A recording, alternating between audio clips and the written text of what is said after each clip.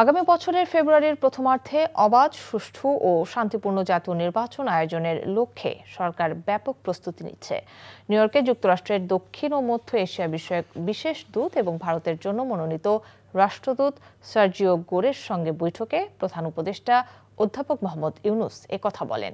বৈঠকে সার্জিও গোর প্রধান উপদেষ্টার নেতৃত্বের প্রশংসা এবং যুক্তরাষ্ট্র বাংলাদেশের প্রতি সহায়তা অব্যাহত রাখবে বলে প্রতিশ্রুতি পুনর্ব্যক্ত করেন। বৈঠক শেষে প্রধান উপদেষ্টা সার্জিও গোরকে সুবিধাজনক সময়ে বাংলাদেশ সফরের আমন্ত্রণ জানান।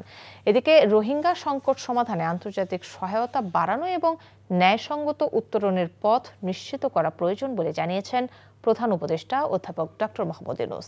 স্থানীয় সময় সোমবার নিউ ইয়র্কে জাতিসংঘ সদর দপ্তরে social business, youth and technology বিষয়ক উচ্চ পর্যায়ের সাইট ইভেন্টে তিনি একথা বলেন। প্রধান উপদেষ্টা বলেন, চ্যালেঞ্জের মধ্যেও এলডিসি থেকে উত্তরণের প্রস্তুতি নিচ্ছে বাংলাদেশ। এ প্রেক্ষাপটে জাতিসংঘের বাজেট কমানো বা উন্নয়ন সহায়তা কমানো ঠিক হবে না। এদিকে বন্দুকধারীর হামলায় নিহত বাংলাদেশি বংশোদ্ভূত মার্কিন পুলিশ কর্মকর্তা দিদারুল ইসলামের পরিবারের সদস্যদের সাথে দেখা করেছেন নিউ ইয়র্ক সফররত অন্তর্বর্তীকালীন সরকারের প্রধান উপদেষ্টা অধ্যাপক মোহাম্মদ ইউনুস। প্রধান উপদেষ্টার হোটেল রুমে দিদারুল ইসলামের বাবা মোহাম্মদ আব্দুর রব, মা মিনারা বেগম, দুই ছেলে আয়হান ইসলাম ও আজহান ইসলাম সহ পরিবারের বেশ কয়েকজন সদস্য ডক্টর ইউনুসের সাথে দেখা করেন। দিদারুল ইসলামের প্রতি সম্মাননা স্বরূপ পরিবারের সদস্যদের হাতে একটি ক্রেস্ট তুলে দেন প্রধান উপদেষ্টা। পরিবারের সদস্যরা এ সময় প্রধান উপদেষ্টাকে জানান, দিদারুল ইসলাম নিউ ইয়র্ক পুলিশের একজন দায়িত্বশীল ও প্রশংসিত কর্মকর্তা ছিলেন। গত 28 জুলাই নিউ ইয়র্কের ম্যানহাটনের পার্ক এভিনিউয়ে বন্দুকধারীর গুলিতে নিহত হন দিদারুল ইসলাম। নিউ ইয়র্কে বিমানবন্দরে অন্তর্বর্তী সরকারের প্রধান উপদেষ্টা ডক্টর মোহাম্মদ ইউনুসের প্রতিনিধি দলের সদস্য, জাতীয় নাগরিক পার্টির সদস্য সচিব আখতার হোসেনকে লক্ষ্য করে ডিম নিক্ষেপকারী যুবলীগ নেতা মিজানুর রহমানকে আটক করেছেন পুলিশ। নিউ ইয়র্ক সময় সোমবার রাত 1টার দিকে যুক্তরাষ্ট্রের জন এফ কেনেডি আন্তর্জাতিক বিমানবন্দরের 8 নম্বর টার্মিনালে এ ঘটনা ঘটে। বিস্তারিত আহমেদ শরীফের রিপোর্টে। প্রধান উপদেষ্টা ও তার সফরসঙ্গীদের বহনকারী এমিরেটসের একটি ফ্লাইট নিউ ইয়র্কের জন এফ কেনেডি আন্তর্জাতিক বিমানবন্দরে অবতরণ করে। বিমানবন্দর থেকে একসাথে বের হন বিএনপির মহাসচিব মির্জা ফখরুল ইসলাম আলমগীর, বিএনপির ভারপ্রাপ্ত চেয়ারম্যানের পররাষ্ট্র বিষয়ক উপদেষ্টা হুমায়ুন কবির, জামায়াতে ইসলামের নায়েবে আমির ডক্টর সৈয়দ আবদুল্লাহ মোহাম্মদ তাহের, এনসিপি সদস্য সচিব আখতার হোসেন এবং এনসিপির সিনিয়র যুগ্ম সদস্য সচিব ডক্টর তাসনিম জারা। এক পর্যায়ে উচ্ছৃঙ্খল আওয়ামী লীগ নেতাকর্মীরা এনসিপি নেতাদের ঘিরে অশ্লীল স্লোগান দিতে থাকেন। প্রধান উপদেষ্টার প্রেস উইং এবং কয়েকজন বিএনপির কর্মী তাদের নিরাপত্তা দিয়ে বের করার চেষ্টা করেন। এ সময় আখতার হোসেনকে লক্ষ্য করে ডিম ছোড়েন আওয়ামী লীগ ও যুবলীগের কয়েকজন কর্মী। এই ঘটনার মধ্য দিয়ে আবারও প্রমাণিত হয়েছে যে আওয়ামী লীগ একটি সন্ত্রাসী সংগঠন।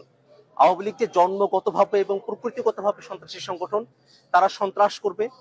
তারা বাংলাদেশের মানুষ, যারা স্বাধীনতাকামী আছে, বাংলাদেশপন্থী মানুষেরা আছেন, যারা জুলাই অভ্যুত্থানের পক্ষে শক্তি আছেন, তাদের উপরে তারা হামলে করবে। এটাতে আমরা আর অবাক হই না। আমি একটু আগে এই বিষয়ে আমাদের অবস্থা বললাম যে এটা একটা অনাকাঙ্ক্ষিত ঘটনা এবং সেটা নিয়ে আমাদের ফরেন মিনিস্ট্রি, আমাদের এখানে নিউ ইয়র্কের আমাদের যে কনসুলেট অফিস এবং আমাদের পার্মানেন্ট মিশন, এরা এটা দেখছেন।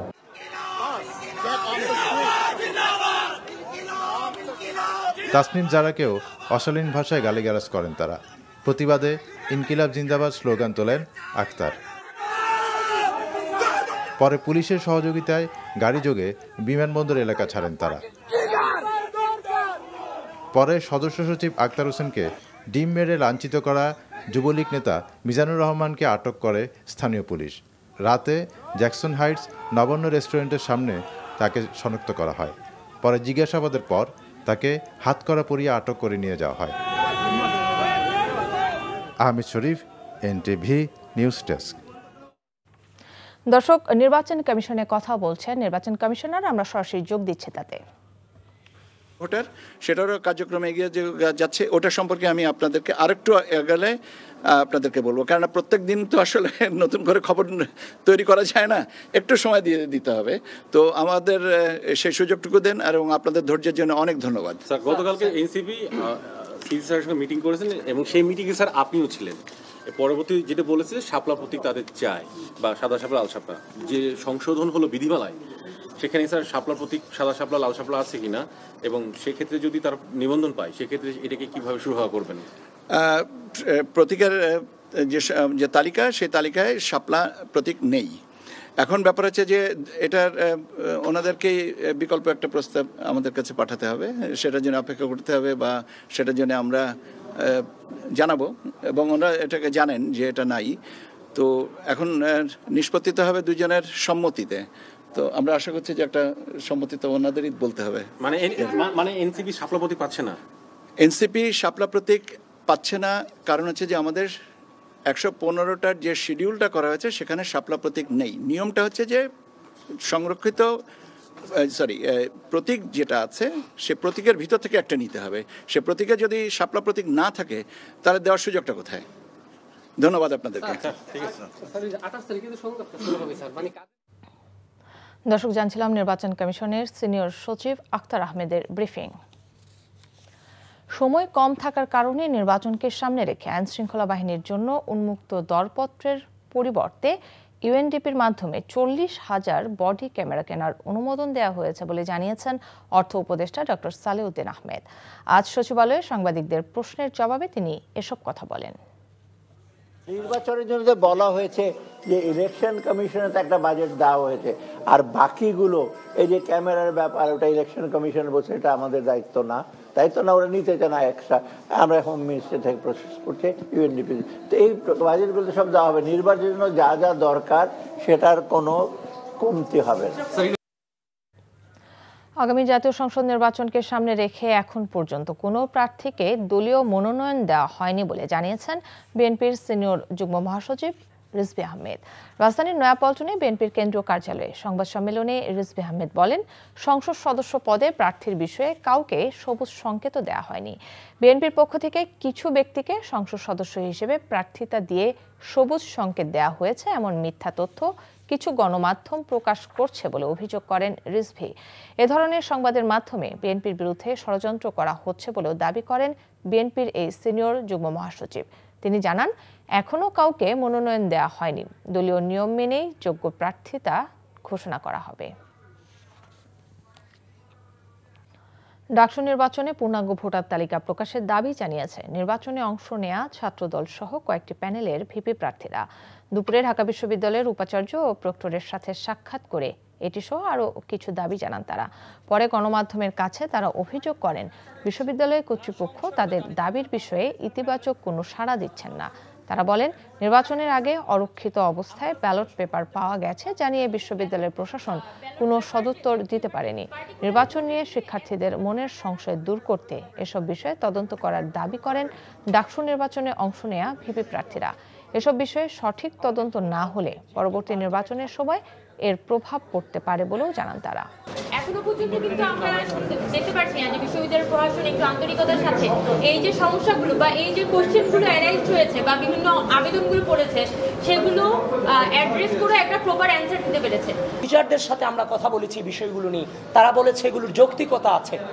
এখানে ম্যাক্সিমাম প্যানেলের প্রার্থীরা উপস্থিত আছে, তারা সাক্ষী আছেন যে ভিসি প্রক্টর মহোদয়েরা গতকালকের সংবাদ সম্মেলন করে তাদের কোনো ধারণাই নেই।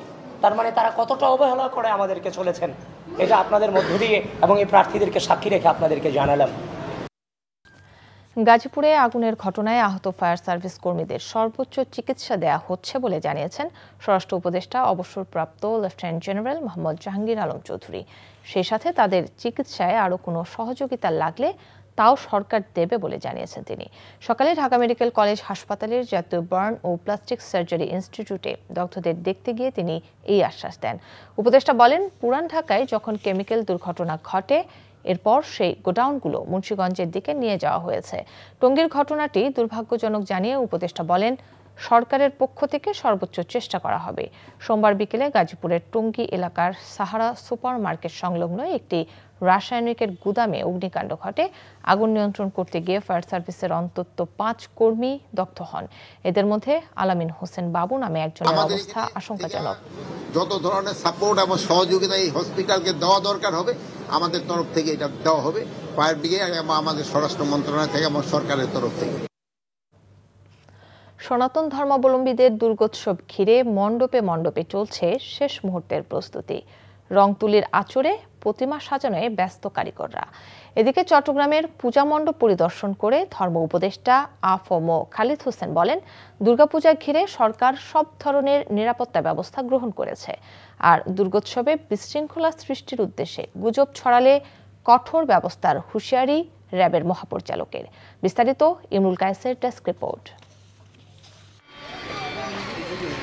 শারদীয় দুর্গোৎসব ঘিরে সাজ রব উঠেছে মৌলভীবাজারের পূজা মণ্ডপগুলোতে। প্রতিমার কাঠামো তৈরি শেষে এখন চলছে সাজসজ্জার কাজ।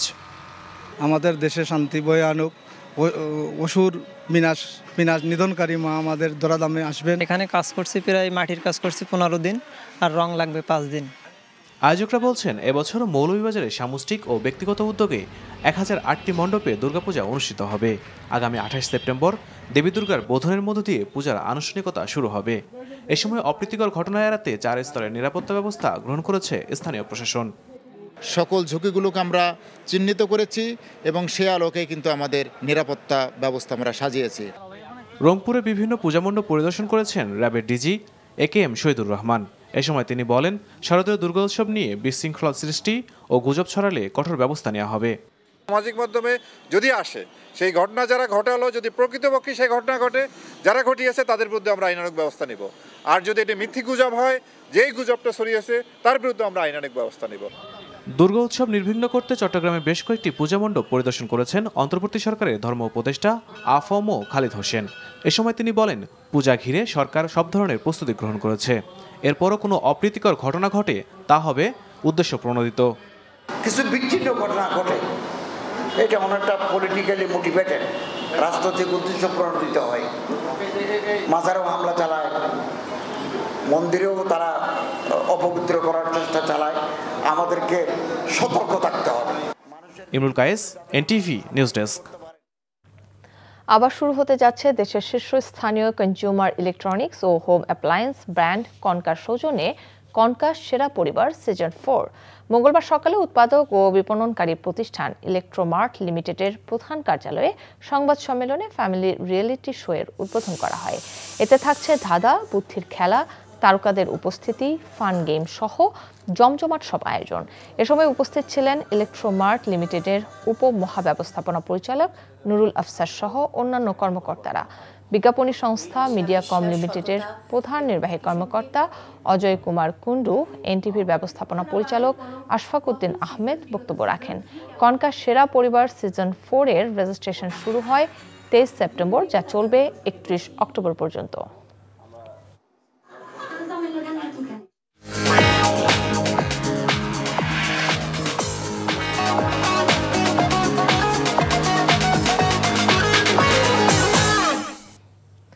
মার্কেন্টাইল ব্যাংক অর্থনীতির খবর। এখন থেকে পাইপলাইনে জেট ফুয়েল যাবে চট্টগ্রাম বিমানবন্দরের তেল ডিপোতে। এর আগে ভাউচারে এসব জ্বালানি পরিবহন করা হতো সড়ক পথে, যেখানে 24 ঘন্টা সময় লাগত। এখন নতুন এই ব্যবস্থায় 90 মিনিটেই জ্বালানি সরবরাহ সম্ভব হবে। সকালে চট্টগ্রামের পতেঙ্গায় 170 কোটি টাকা ব্যয়ে স্থাপিত পাইপলাইন উদ্বোধন করেন জ্বালানি ও খনিজ সম্পদ বিভাগের সচিব মোহাম্মদ সাইফুল ইসলাম। এ উপলক্ষে আয়োজিত সভায় সভাপতিত্ব করেন বাংলাদেশ পেট্রোলিয়াম কর্পোরেশনের চেয়ারম্যান মোহাম্মদ আমিন উল আহসান। সভায় বক্তারা বলেন, দেশের ইতিহাসে প্রথমবারের মতো একটি বিশেষ পাইপলাইনের মাধ্যমে বিমানবন্দরে জেট ফুয়েল পৌঁছাবে। দেশের দ্বিতীয় বৃহত্তম এই বিমানবন্দরে দৈনিক গড়ে 2 লাখ থেকে 2,50,000 লিটার জেট ফুয়েল প্রয়োজন হয়। এতদিন ভাউচারের মাধ্যমে ট্রাকে করে জ্বালানি পরিবহন করা হতো, যেখানে জনবলও লাগত 10 থেকে 15 জন। এখন একজন অপারেটর কম্পিউটারের মাধ্যমে পাম্প চালাতে পারবেন। এতে বছরে অন্তত 2.5 কোটি টাকা সাশ্রয় হবে। চট্টগ্রাম বিশ্ববিদ্যালয় কেন্দ্রীয় ছাত্র সংসদ চাকসু নির্বাচন 3 দিন পিছিয়ে 15ই অক্টোবর নির্ধারণ করা হয়েছে। বিকেলে চাকসু নির্বাচন কমিশনের সদস্য সচিব অধ্যাপক ডক্টর AKM আরিফুল হক গণমাধ্যমকে এই তথ্য নিশ্চিত করেন। তফসিল অনুযায়ী চাকসু নির্বাচন অনুষ্ঠিত হওয়ার কথা ছিল 12ই অক্টোবর। AKM আরিফুল হক বলেন, নির্বাচন কমিশনের বৈঠকে চাকসু নির্বাচন পেছানোর সিদ্ধান্ত হয়েছে। গতকাল মতবিনিময় সভায় প্রার্থীরা এ দাবি জানিয়েছিলেন। অধিকাংশ প্রার্থীদের দাবির পরিপ্রেক্ষিতে নির্বাচন পেছানোর সিদ্ধান্ত হয়েছে বলে জানান তিনি।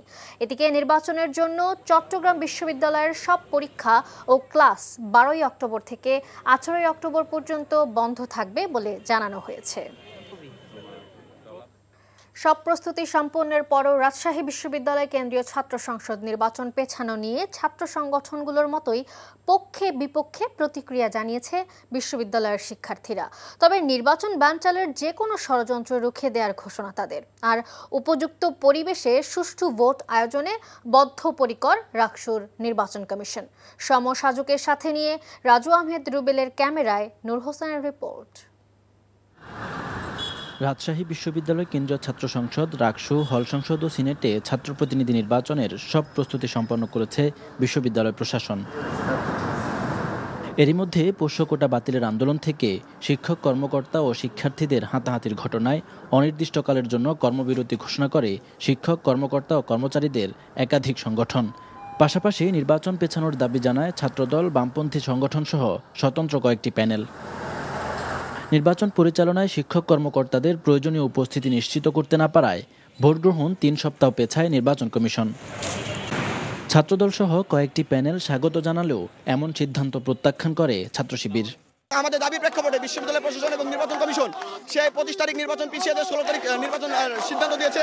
সেই সিদ্ধান্তকে রাজশাহী বিশ্ববিদ্যালয়ের হাজার হাজার শিক্ষার্থী সেই সিদ্ধান্তকে স্বাগত জানিয়েছে। শিক্ষার্থীদের ন্যায্য অধিকার রাকসু নির্বাচন বানচালের মাধ্যমে শিক্ষার্থীদের অধিকার হরণের হীন প্রচেষ্টার তীব্র নিন্দা ও প্রতিবাদ জানাচ্ছি। নির্বাচন পেছানোর এমন সিদ্ধান্তে ছাত্র সংগঠনগুলোর মতোই মিশ্র অবস্থান শিক্ষার্থীদের। 16 তারিখে যে সিদ্ধান্ত নিয়েছে এটা এক হিসাবে দেখতে ভালো দিক হয়েছে। তাহলে একটা যে উৎসব মুখর যে রাকসু যে নির্বাচন এটা আশা করা যায়। আমরাও চাচ্ছি যে ছুটির পর, পূজার ছুটির পর এসে যে একটা জমজমের একটা নির্বাচন হবে, আমরা সবাই স্বতঃস্ফূর্তভাবে অংশগ্রহণ করব। তবে নির্বাচন কমিশন বলছে উপযুক্ত পরিবেশ ও অংশগ্রহণমূলক নির্বাচন আয়োজনে ভোটের তারিখ পেছানো হয়েছে। সবকিছু বিবেচনায় নিয়ে আমরা 16 অক্টোবর এই নির্বাচনের ডেট করেছি। রাকসু নির্বাচন যাতে হয় সেজন্য প্রত্যেক পক্ষের সঙ্গে কথা বলে আমার মনে হয় যে রাজশাহী বিশ্ববিদ্যালয়ে যে পরিবেশ এটা স্বাভাবিক হয়ে যাবে এবং তখন আমাদের নির্বাচন করতে আর কোনো বাধা থাকবে না। এদিকে শিক্ষক কর্মকর্তাদের উপর হামলাকারীদের শাস্তির দাবিতে তৃতীয় দিনের মতো কমপ্লিট শাটডাউন কর্মসূচি চলছে। নূর হোসেন, এনটিভি নিউজ, রাজশাহী। জাহাঙ্গীরনগর বিশ্ববিদ্যালয়ে কেন্দ্রীয় শিক্ষার্থী সংসদ নির্বাচনে অনিয়ম ও অসঙ্গতির অভিযোগ তুলে পুনর্নির্বাচনের দাবি জানিয়েছে ছাত্রদল সমর্থিত প্যানেল। দুপুরে বিশ্ববিদ্যালয়ের কেন্দ্রীয় ক্যান্টিনে ছাত্রদল আয়োজিত এক লিখিত বক্তব্যে এসব অভিযোগ তুলে ধরা হয়। তারা বলেন, নির্বাচনে কারচুপি, অতিরিক্ত ব্যালট পেপার ছাপানো, পোলিং এজেন্ট নিয়োগে বাধা, জাল ভোট প্রদান, বিশ্ববিদ্যালয়ের ফটকের সামনে বহিরাগত জামায়াত কর্মীদের অবস্থান, অমোচনীয় কালি ব্যবহার না করা এবং ভোট শেষ হওয়ার পরও কয়েকটি হলে ভোট গ্রহণের মতো একাধিক অনিয়ম সংঘটিত হয়েছে। ফলে এই নির্বাচন প্রহসনে পরিণত হয়েছে। তাই নির্বাচন বাতিল করে পুনর্নির্বাচনের দাবি জানান তারা। পররাষ্ট্র মন্ত্রণালয়ের ব্যর্থতা ও অন্তর্বর্তী সরকারের গাফলতির কারণেই প্রধান উপদেষ্টার সফরসঙ্গী এনসিপি নেতাদের উপর হামলা হয়েছে বলে অভিযোগ করেছেন জাতীয় নাগরিক পার্টির আহ্বায়ক নাহিদ ইসলাম। এই ঘটনায় জড়িতদের বিরুদ্ধে ব্যবস্থা নেওয়ার পাশাপাশি নিউ ইয়র্কের কনসুলেট জেনারেলের পদত্যাগ দাবি করেন তিনি। আওয়ামী লীগকে পুনর্বাসনের সুযোগ দেওয়া হবে না উল্লেখ করে নাহিদ ইসলাম বলেন, শাপলা প্রতীকেই অনড় থাকবে তার দল। নাজিবুর রহমানের রিপোর্ট। রাজধানীর বাংলা মোটরে এনসিপি কার্যালয়ে জরুরি সংবাদ সম্মেলনে দলটির আহ্বায়ক দাবি করেন, দেশবিরোধী চক্রান্তের অংশ হিসেবেই আক্তার হোসেন ও তাসনিম জারার উপর হামলা চালিয়েছে আওয়ামী লীগ। এই ঘটনায় প্রশাসনের অভ্যন্তরে থাকা ফ্যাসিবাদের দোসররা মদদ দিয়েছে বলেও অভিযোগ করেন তিনি। ছোট এবং বড় পর্যায়ে নানা ধরনের ঘটনা কিন্তু দেশে ঘটতেছে এবং দেশের বাইরেও আমরা দেখতে পাচ্ছি। ফলে এই জায়গায় সার্বিকভাবে এটা সরকারেরই দায়িত্ব এই পরিস্থিতি থেকে উত্তরণ করা। এই ঘটনাগুলোর সাথে প্রশাসনের বিভিন্ন কর্মকর্তা জড়িত, ভিতর থেকে এই ইনফরমেশনগুলো লিক করা হয় এবং সরকার এবং পররাষ্ট্র মন্ত্রণালয় থেকে নিরাপত্তা প্রদানের যেই ধরনের ব্যবস্থা নেওয়া হয়েছিল সেই ব্যবস্থাগুলো যথাযথ ছিল না বলেই গতকালের ঘটনা ঘটতে পেরেছিল।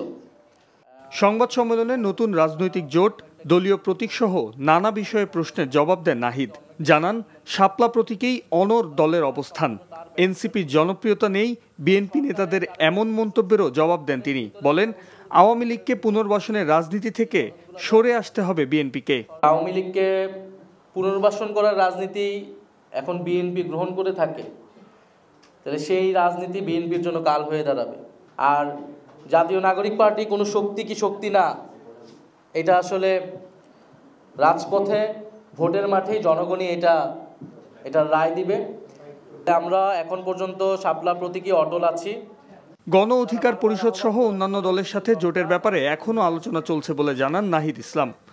Najibur Rahman, NTV news, Dhaka. জমকালো আয়োজনের মাধ্যমে উদ্বোধন করা হয়েছে দেশের জনপ্রিয় পারিবারিক রিয়েলিটি শো কনকা সেরা পরিবার সিজন 4। সকালে সংবাদ সম্মেলনের মাধ্যমে এবারের সিজনের আনুষ্ঠানিক উদ্বোধন করা হয়। রিপোর্ট করছেন সালাউদ্দিন কাদের। শুরু হতে যাচ্ছে টানা 3 সিজনে দর্শকপ্রিয়তা পাওয়া দেশের অন্যতম জনপ্রিয় রিয়েলিটি শো কনকা সেরা পরিবার সিজন 4। আগের মতো এবারও থাকছে ধাঁধা, বুদ্ধির খেলা, তারকাদের উপস্থিতি আর নানা মজার গেম। মঙ্গলবার রাজধানীর ইলেকট্রোমার্ট লিমিটেডের প্রধান কার্যালয়ে আনুষ্ঠানিক উদ্বোধন করা হয়। অনুষ্ঠানে উপস্থিত ছিলেন ইলেকট্রোমার্ট লিমিটেড এবং মিডিয়াকম লিমিটেডের শীর্ষ কর্মকর্তারা।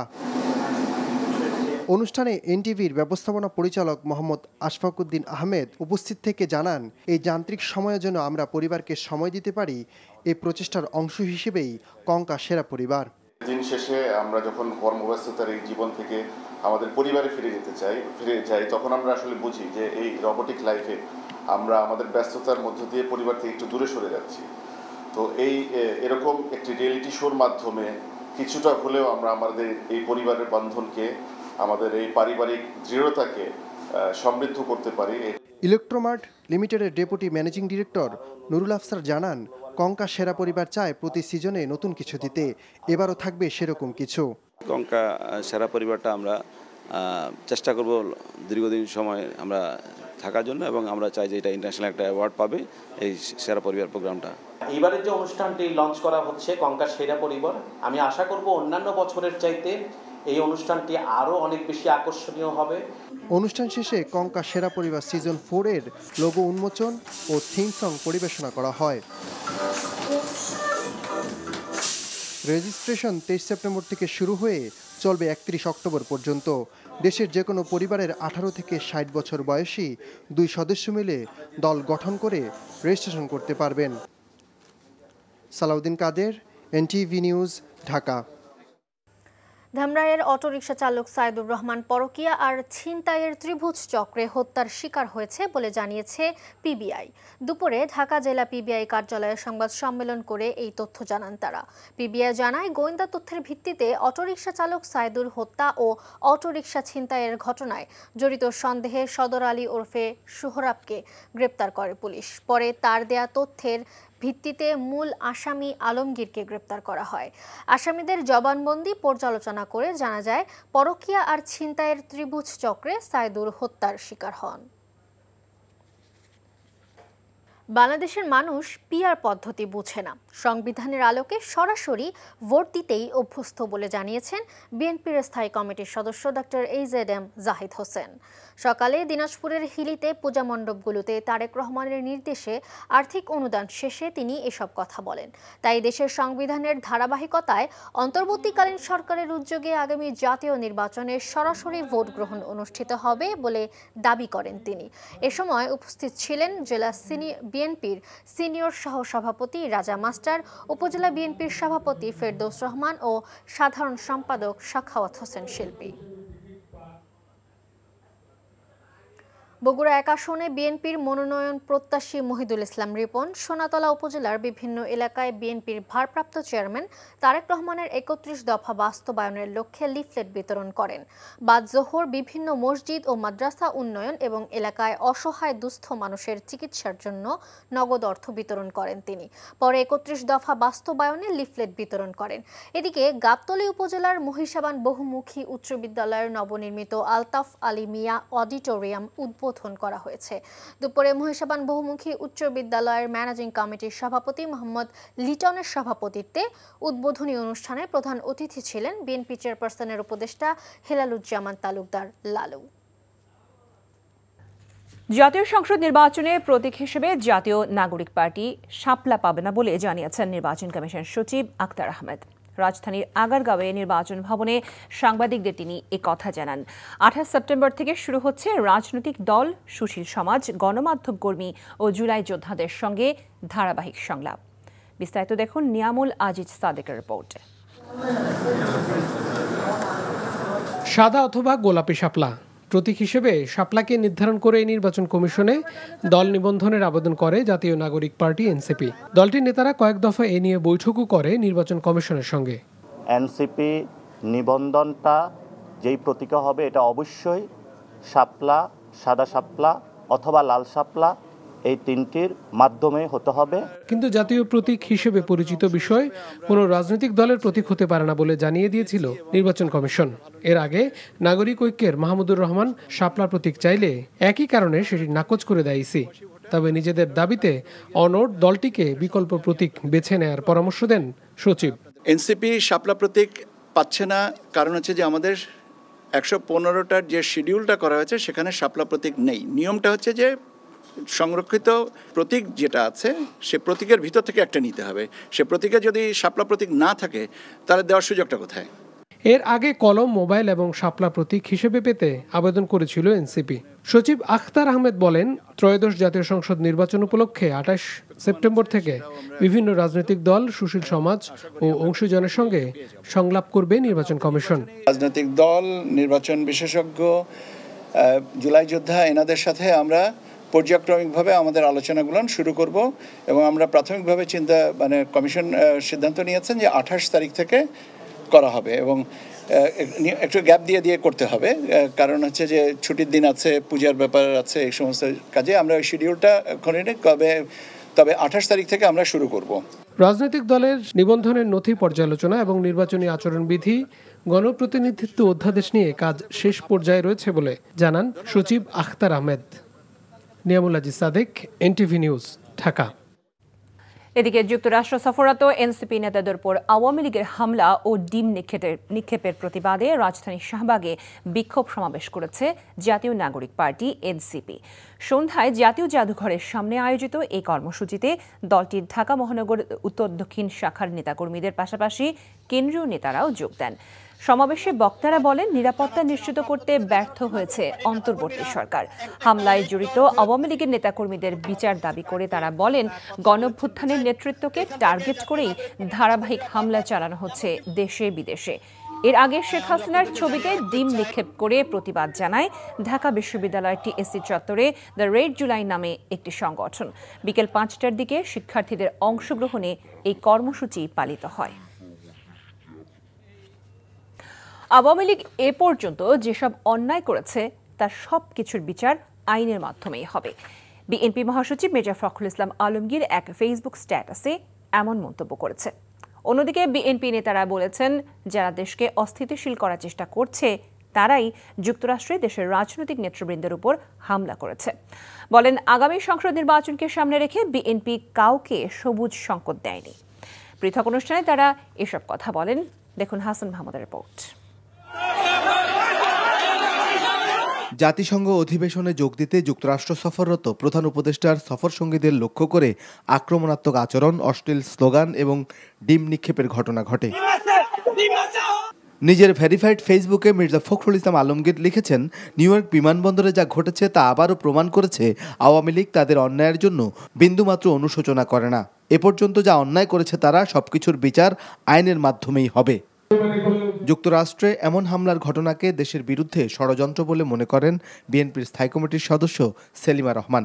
গণতন্ত্র রক্ষা আন্দোলন সংগঠনের আয়োজনে ঢাকা রিপোর্টার্স ইউনিটি মিলনায়তনে এক আলোচনায় তিনি বলেন, এ ধরনের চোরাগুপ্তা হামলায় অপশক্তির চেহারা উন্মোচিত হয়েছে।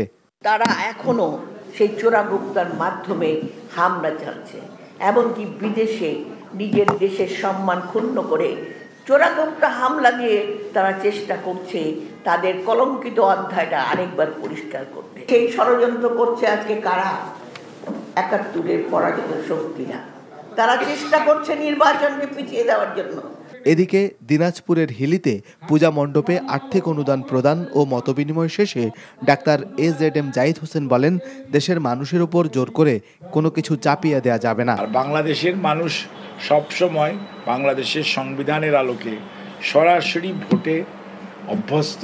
দয়া করে জনগণের উপর কোনো অধ্যাদেশ করে, কোনো সাংবিধানিক আদেশ করে বা কোনো প্রেসিডেন্সিয়াল প্রোক্লামেশন করে দয়া করে চাপিয়ে দিলে পরবর্তী এটা কোনো অবস্থাতেই জনগণ ভালোভাবে নিবে না।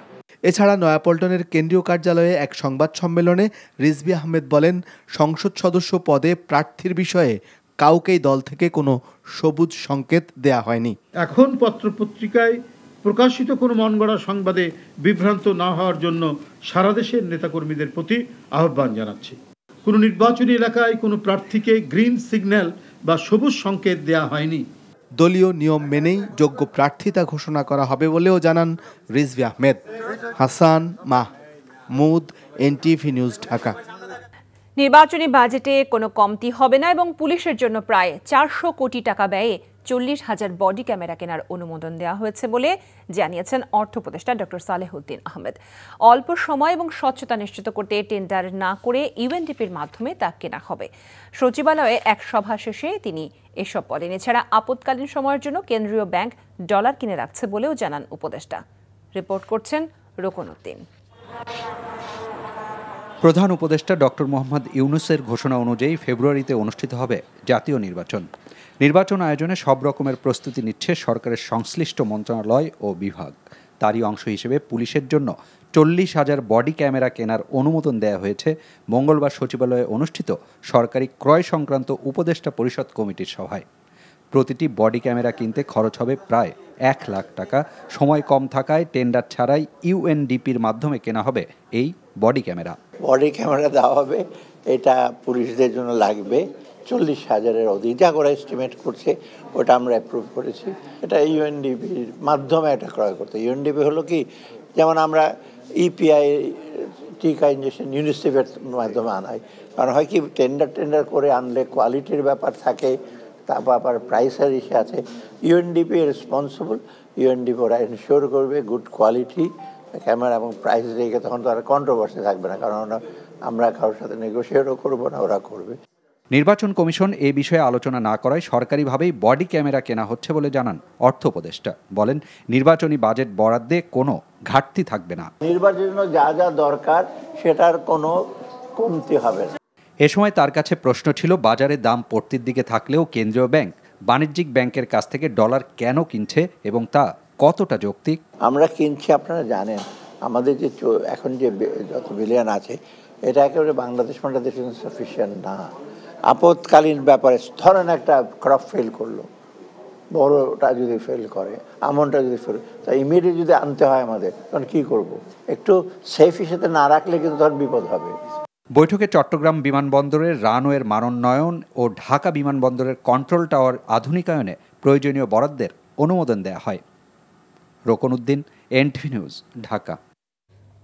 গাজীপুরের টঙ্গীতে কেমিক্যাল কারখানায় আগুনে দগ্ধ ফায়ার ফাইটার শামীম আহমেদ চিকিৎসাধীন অবস্থায় মারা গেছেন। তিনি টঙ্গী ফায়ার স্টেশনে কর্মরত ছিলেন। জাতীয় বার্ন ও প্লাস্টিক সার্জারি ইনস্টিটিউটে বিকেল 3টায় তিনি শেষ নিঃশ্বাস ত্যাগ করেন। নিহত শামীম আহমেদের বাড়ি নেত্রকোনায়। তার শরীরের 100% দগ্ধ হয়েছিল। এ ঘটনায় আরও 3 জন চিকিৎসাধীন অবস্থায় রয়েছেন। গাজীপুরে আগুনের ঘটনায় আহত ফায়ার সার্ভিস কর্মীদের সর্বোচ্চ চিকিৎসা দেওয়া হচ্ছে বলে জানিয়েছেন স্বরাষ্ট্র উপদেষ্টা অবসরপ্রাপ্ত লেফটেন্যান্ট জেনারেল মোহাম্মদ জাহাঙ্গীর আলম চৌধুরী। সেই সাথে তাদের চিকিৎসায় আরও কোনো সহযোগিতা লাগলে তাও সরকার দেবে বলে জানিয়েছেন তিনি। সকালে দগ্ধদের দেখতে গিয়ে তিনি এই আশ্বাস দেন।